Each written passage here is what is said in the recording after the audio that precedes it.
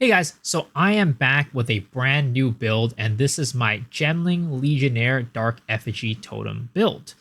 Now, this is a very much a passion project, let's just call it. This isn't going to be the highest DPS build. This isn't going to be the best clear build or the best bosser build. I would say that in general, it's not a very amazing build.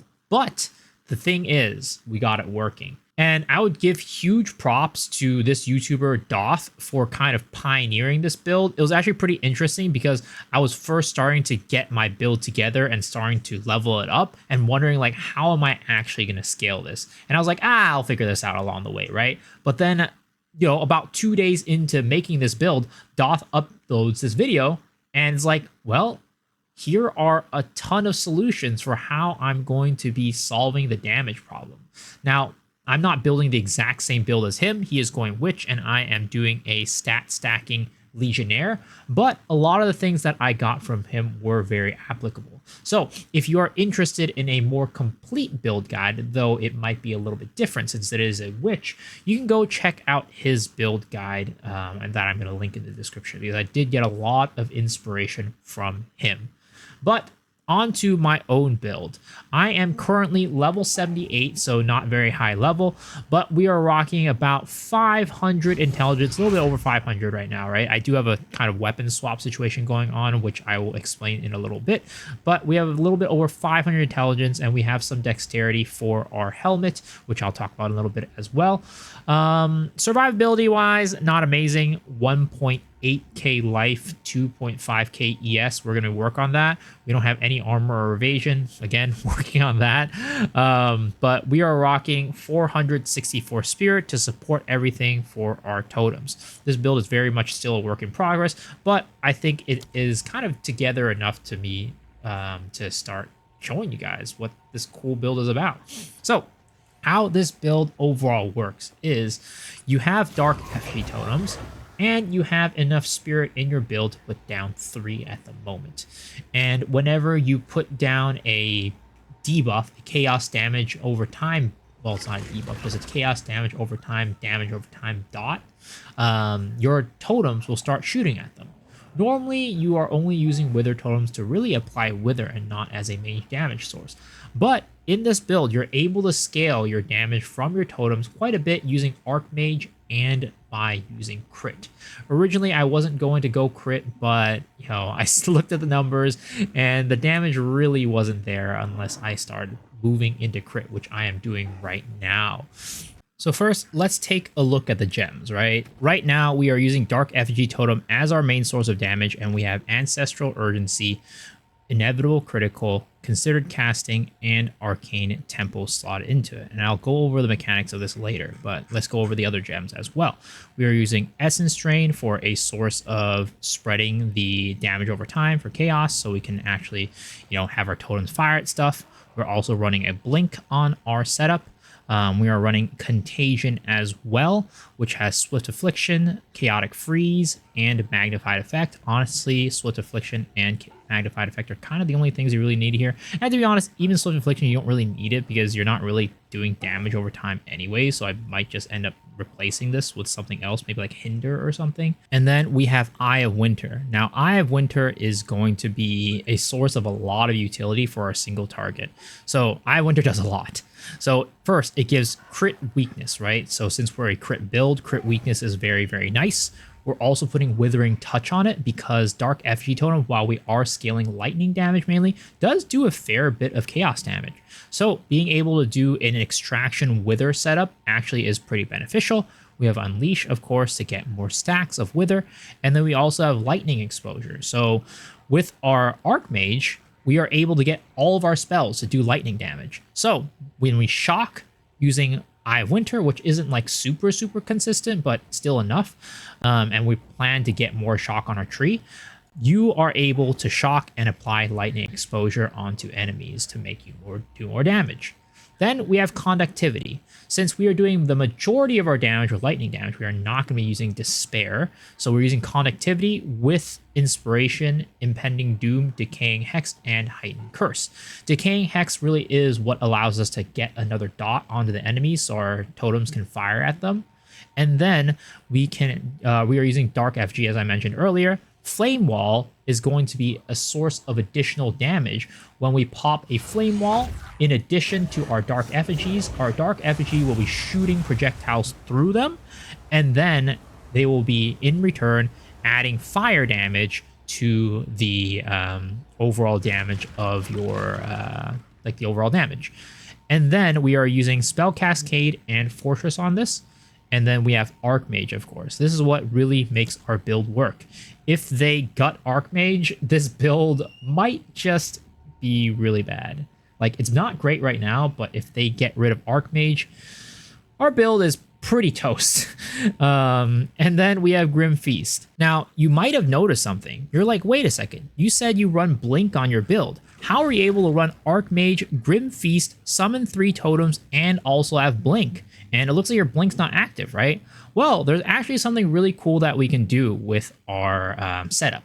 So we have our totems, right? We can place 3 of them, and we are pretty much capped up on Spirit after that. So we have nothing left for Blink. Well, the cool thing about Blink is that you can have it on a second weapon preset. And if you have it on a second weapon preset, all you need to do is swap to that weapon preset in order to use Blink. And when we're done, we can swap back with another ability. Unfortunately, Totem does not actually swap our weapon sets, so we'll have to use another ability like, you know, I have Winter, Wall of Flame, Essence Drain, Contagion, basically everything, right? Right now, I only have Conductivity linked to the weapon set 2, and then every other ability is linked to weapon set 1. So we can just do this, and then blink real fast, and then if you want to get back your roll, you just need to click Contagion, and then you roll. And the great thing is it animation cancels, right? So there's pretty much no delay in your weapon swaps, which is absolutely amazing. You can basically just have Blink and another aura or another spirit gem for free at this point. So they're interchangeable because of that and because of our whole setup, which is really, really cool. And the nice thing is that the energy shield you get from Grim Feast, the over shield that you get, it doesn't matter if you have the buff or not. So as long as you grab the little things on the ground that give you the energy shield, as long as you grab them, that's fine. It doesn't matter if you have Grim Feast or not. It just matters when you kill the enemy, you have Grim Feast activated. That way it'll have dropped that little floaty spirit things that you can grab on the build. So this is a really, really cool kind of weapon swap setup that I think is, you know, one of the cool things about Path of Exile 2 that you can do. And on top of that, your totems themselves, they actually snapshot. So if you have a second setup that just doesn't have as much damage, for example, right now we have a ton of damage coming from our Woven Focus. Right here, the Threaded Light. If we swap over to our second setup, right, we lose a lot of damage. As you can see here, our tooltip damage on our totem goes from 702 on this bad setup to, let's see, 2.987 with our good setup. So it is very important that it doesn't go to the other one, but don't worry about it. It snapshots. So as long as you have your weapon set 1 when you summon your totems, it doesn't matter if you swap the other one with connectivity, it'll always have the stats of the weapon set 1 as long as you have summoned it then. And all you need to do to have that work is to, this is a very important one, so make sure you do this, have weapon set 1 on the Dark Effigy itself, but then also switch over to Vial of Fusion and have this set as weapon set 1. Because if you don't do that, you will only have 1, and then the other one will be checked as 2. And if you look at my spirit, right, you'll see this is on weapon set 2, which has higher spirit because we have this shield right here that gives us more spirit. And then if I put my Dark Effigy totem, it doesn't actually swap, even though it has Dark Effigy totem as weapon set 1. You need to have both of them ticked as weapon set 1. Then, now you see this, right? We are at 509. And then we drop our totems, it's back at 464. So that is very, very important to do. But that's kind of the cool part about this build, right? Taking advantage of all the weapon swapping and stuff, and it makes it into like, really, this is a Path of Exile 2 build, guys. This isn't like a one-button Path of Exile 1 build, which also kind of means it's not as good as a one-button setup. I'll make a video about that later. Now, Dark Effigy Totem is a very quirky ability. So, first things first, you might be thinking about how do we apply our damage over time to the enemies? Well, we have 3 ways, right? We have Essence Drain, we have Contagion, and then we have Conductivity with Decaying Hex on it. Those are going to be giving us 3 stacks of chaos damage over time to the enemies. Now, on top of that, our totem also gets some form of poison on hit with this jewel right here. So all in all, this allows us to get 4 damage over time procs onto the boss or enemies. Now, here's the kind of annoying thing. I know what you guys are thinking, right? Let's try to automate some of this because that's a lot of button presses. We need to put down Dark Effigy Totem, 3 of them, right? We need to throw Essence Drain, we need to throw a Curse, we need to throw Contagion, right? And that's basically a ton of button presses to get going. Because if we're walking around killing enemies, we actually can't kill them with just Dark Effigy Totem. We actually have to hit them with at least one of those dots to get them to start getting hurt. Now, here's the thing. You're gonna be thinking, okay, here's a thing you could do. Blasphemy with Decaying Hex setup. Boom. Start getting your Blasphemy to automatically put a damage over time on enemies. Unfortunately, that doesn't work. Blasphemy, for some reason, does not work with Decaying Hex. It does apply the Curse onto the enemies, but it doesn't actually have the Decaying Hex on there. It's really annoying. I don't know why. You can put the skill gem there. It's not like you can't do it, but it just doesn't work. So that's gone. Second, you're like, well, there's a helmet that gives fire damage over time for enemies in your presence. Combine that with Black Flame, and boom, chaos damage over time. Sadly, that doesn't work as well.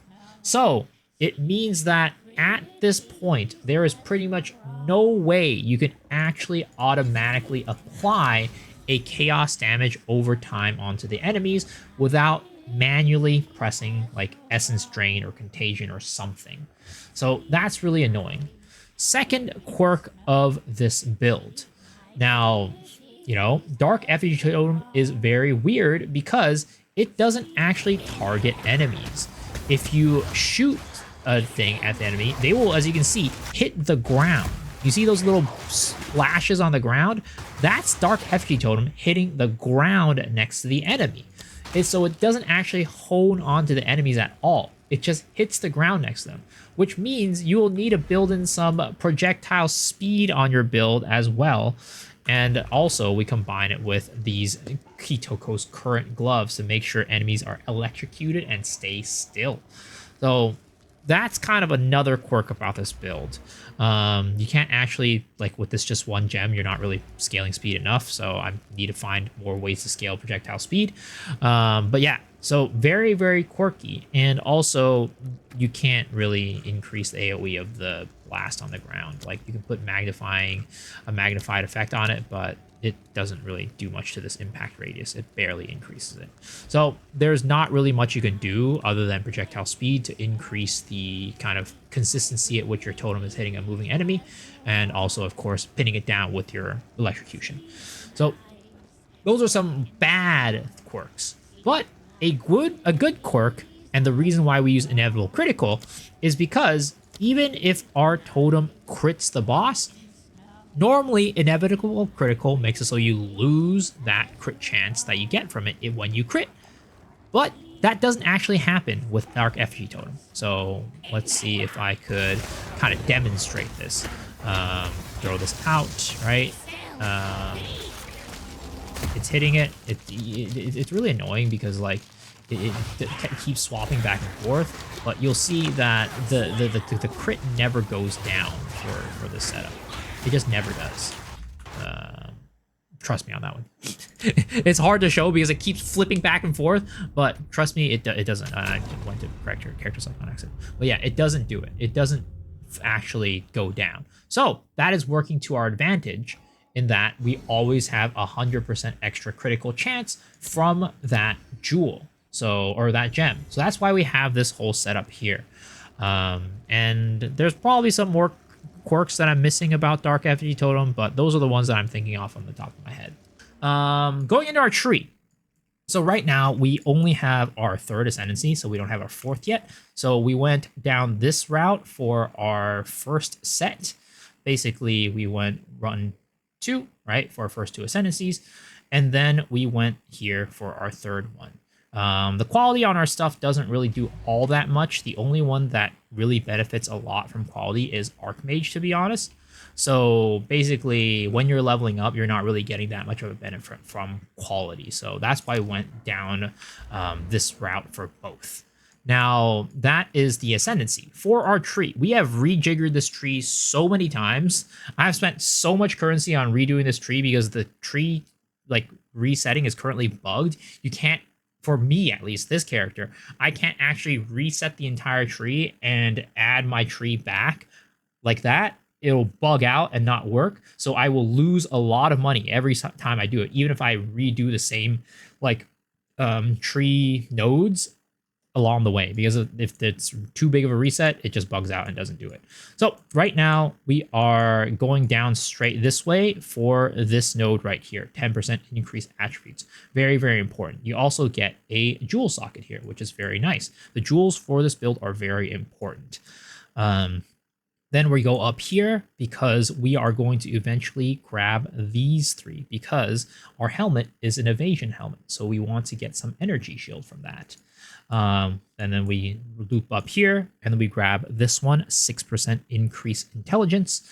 And then we loop all the way up here. I'm still not sure if I really want to keep these 2 because we actually don't really need to stack spell damage that much because of our shield, which I'll go over in a little bit. But we went up here, we grabbed these, and then we went and grabbed our Ancestral Bond. Now, originally leveling up, I went down this way and then circled all the way around here to grab Ancestral Bond as quickly as possible. And because now I am, more into the game, I actually was able to respec this way to make sure we are a little bit more efficient with our tree and are now able to access things like this node right here. And they're also going to grab some evasion energy shield nodes here. So there's a lot of rejiggering with this build. Hopefully they fix the respec stuff from at least, I don't know if it's this character specific or just all character specific. I haven't done a big respec like that on any of my characters. So hopefully they fix that in the future to make that easier because respecing was a goddamn nightmare that took a lot of my gold. We are grabbing a little bit of cast speed here because cast speed is pretty important for this build as well. And then eventually I would like to get out of this and only grab the first 3 if I can. But then we're also doing crit, right? We're grabbing some of these crit nodes, crit spell over here, crit over here, and we're going to be grabbing these crit nodes over here as well to continue to scale our totem.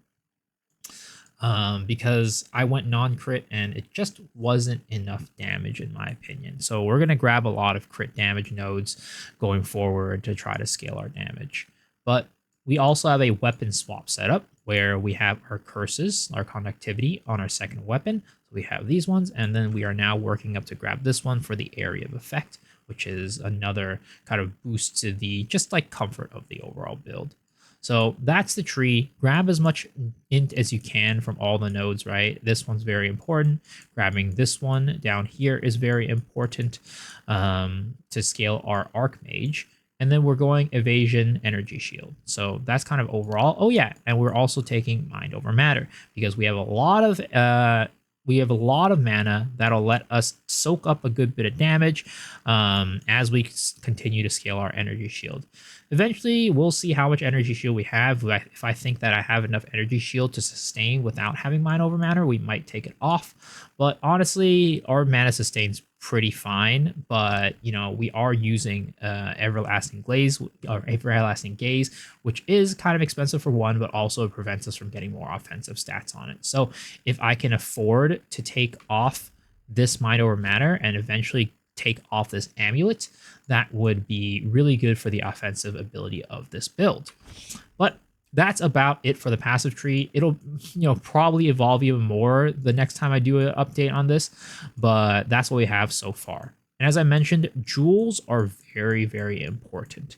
You're going to want to have one jewel in particular that is required right here. This jewel right here. So increasing our chance to poison as well as our projectile speed. But this is a very important jewel because you want to get the poison on hit, so it adds another chaos damage over time dot on the enemy to get more hits on our totem. That's very important. Another one that's very important right now for me is this mana recovered on kill, because we are running in MoM setup. And because of that, mana is very important. We don't get a lot of that regen. So that's why we have that. Again, if I take off MoM, maybe we can get rid of this. We'll see. But otherwise, we just get totem life and totem placement speed and totem duration. Totem duration is not really as important as I'm figuring out right now. If you can basically get more totem placement speed, and most importantly, totem life, that's kind of like what you want to do. This is a really nice jewel. It has 3 totem stuff: damage, life, and placement speed. If you can get these, that would be great. Eventually, if you do want to get that jewel that makes it so that your corrupted jewels give you more, I think that would eventually be really good too. And just use magic jewels at that point. So that would also be very nice. But you really need totem life on all your nodes because your totem is very, very squishy. So the more totem life you can get, the better. Because I still haven't been able to solve for that yet. And it's a problem that continues to exist. So the more totem life you get, the better. And I ideally don't want to have to like invest a ton on the tree because we are already doing a lot of travel on this tree. So ideally less investment on tree for these nodes, the better. Also means more intelligence, right? So having jewel sockets is really important for this build. You're going to want to have totem life. You're going to want poison on hit, projectile speed, and also you're going to want to get mana on kill just to upkeep everything. So that is pretty much it for the tree. This tree will continue to evolve. I'm currently, again, going into more crit damage to continue to scale our damage, and we'll see where that goes. But yes, after that is equipment. So it's very important. Equipment is very, very important. You have a couple of things that are kind of required on this build. So first things first, Alpha's Howl. This is going to be your most expensive piece in terms of just like raw equipment that is required. This is about a div to 2 div. So this is not a cheap build and it's not a very great one, but hey, I like making janky builds. But this is really important because we're not getting any spirit scaling from, let's say, our Ascendancy that a witch would get or a monk would get. So you need this helmet to get that extra 100 spirit to continue to get more totems, because I think minimum 3 totems really is the minimum requirement for doing any resemblance of damage on your enemies in single target. So you're going to want to have this one to get more spirit. Then you're going to want to have a chest with 50 spirit as well. And then you're going to want to have a scepter with 200 spirit. All of these 3 spirit items combined give us our total of 464, which is just enough for the setup we have right now. Actually, we could actually add another gem here for our spirit now that I realize it, which honestly, I'm not entirely sure what we would even add because we can't even use Wind Dancer. So I'll have to research that in a little bit. But we can actually add another gem with our current setup. So maybe if you want, you could have a little bit less spirit on some of this other stuff. But honestly, 30 spirit is like, it just means that you pay less for a scepter, really. So, yeah. So that's kind of the setup right now. We have our spirit right here taken care of by these 3. Then we have this Woven Focus, which is Threaded Light, right? This is very, very important because it gives us 12% spell damage per 10 spirit. And we have 464 spirit on our main setup, which means this is giving us a buttload of spirit spell damage. So this is very, very important. You can see with our totem, if we take this off, we basically do Z. So 2.9k, right? It gave us 2k DPS. Like, look at that. Just this shield is huge for our damage. And then we are also running these Kitoko's Current, which is there for electrocuting the bosses, because something that's really annoying about Dark Effigy is that it doesn't actually target the enemy. It doesn't like home onto the enemy. it targets the ground near the enemy and does a little bit of splash damage, which is really annoying because if the enemy moves a lot and moves fast, then your totem is basically never hitting the enemy. That's why you need the projectile speed, and that's why we have these gloves. This is actually really, really nice too, just for general stuff. Like even in mapping, if you have like a tankier rare, it'll instantly electrocute that enemy. Like electrocute builds up quickly with this build. So this is really, really nice in keeping the enemy still and not moving. We also have just like some general boots right here. This is going to be stuff that's going to be upgraded. Like I need health on these boots. And if I can get 35 movement speed, that would be great. But these are just going to be for resist and survivability. And then we have our breach rings. So this build is a stat stacker, which means breach rings are very, very nice. Having 50% attribute modifier is amazing, which means you get some really crazy stat on this. So I have intelligence and dexterity. If you want to get life, then you could get some strength on here as well, but that's kind of expensive. So, you know, I'm just currently going with a minimum of dexterity and intelligence because we need dexterity for this helmet, right? So we went these two rings so we can get the enough dexterity to, you know, supplement for this helmet. And then we also have more int on here just to increase our damage. So, and then like lastly, we have this one, right? We have this here for mana regen and also more energy shield. If I take this off, we actually lose a lot of energy shield. So it's kind of crazy how much this gives us. Eventually, if I scale my energy shield high enough, because as you can see, my equipment is definitely nowhere near like, you know, optimal. Like there's barely any energy shield on our chest. There's barely any energy shield on our boots. Like eventually, if we can scale it high enough, I would like to get rid of this, as I mentioned, to get +3 spell damage on this to, you know, increase, or +3 spell gems to increase our damage. So that would be very nice. We also anointed hardened wood on this, which if you didn't know, it is this one right here, which gives our totems 20 all res and reduction to fizz damage. And as I mentioned earlier, you know, our totems are pretty squishy, so that's why I anointed this onto there. I would love to get rid of this eventually if I can, but at this moment, I don't really feel like I see a world where we can. Like, I'm just not stacking enough life with the jewels that I have. Again, if I get the thing that, you know, the unique jewel that lets us have more effectiveness of our other corrupted jewels, maybe we can eventually get that just by increasing the pure life on our totems to be a level where the monsters can't kill. So we'll see about that one.